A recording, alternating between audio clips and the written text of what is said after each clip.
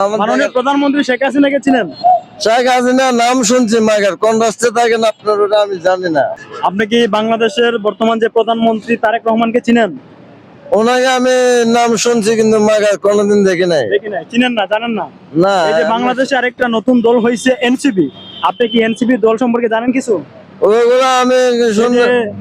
সার্জিস আলম, পাটুয়ারি, আস্তাদ আব্দুল্লাহ, চিনেন আপনি এদেরকে? ওগুলো আপনার আমি কোনোদিন মানে কি আপনার শুনতে পারি নাই, মানে আমি মুখে মুখে আমি শুনছি কিন্তু মাননীয় প্রধানমন্ত্রী শেখ হাসিনাকে চিনেন? শেখ হাসিনার নাম শুনছি, মাগার কোন রাস্তায় থাকেন আপনার ওটা আমি জানি না ভাই।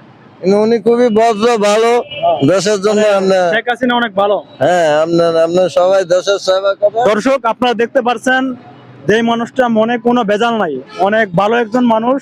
সে কিন্তু বাংলাদেশের যে রাজনীতির মধ্যে তারেক রহমান, এনসিপির যে বড় বড় নেতা যারা আছে কাউকে চিনে না, শুধুমাত্র মাননীয় প্রধানমন্ত্রী শেখ হাসিনাকে সে ভালোভাবে জানে, যে ভালো মনের মানুষ, ঠিক না? জি, আপনারা যে উনি দেশের জন্য অনেক কিছু করেন, দেশের জন্য আপনার দান করার, আপনার যে আপনি কি চান মাননীয় প্রধানমন্ত্রী শেখ হাসিনা বর্তমানে ভারতে আছে, আপনি কি চান যে উনি বাংলাদেশে ফিরে আসুক?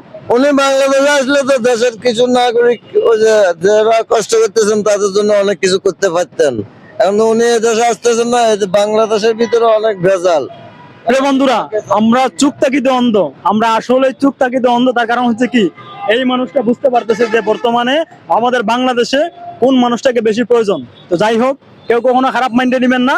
আমি কিন্তু এরা কোনো রাজনীতি করি না, তবে যেটা সত্য বা আমার যে বড় ভাই যেটা বলতেছেন সেটাই আমরা প্রকাশ করলাম। ধন্যবাদ সবাইকে, আসসালামু আলাইকুম।